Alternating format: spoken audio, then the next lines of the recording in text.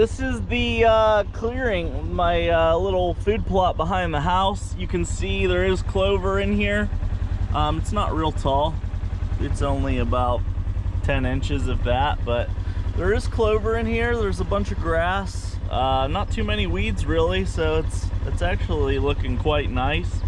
I'm just debating on whether I should mow it and reseed it or just reseed it. This seed's like $25 for a bag, so I really don't care, but I could just seed this and see if it starts coming in fuller. But I will probably mow this at one point, just promote growth, and any weeds maybe it'll, you know, kill them. But it's looking pretty good down here. I'm happy with it. I would put a trail camera up and see what kind of deer we got coming in here. It looks like there's a bed right there, but yeah, not bad. The clover's here. I'm just putting down this imperial whitetail clover.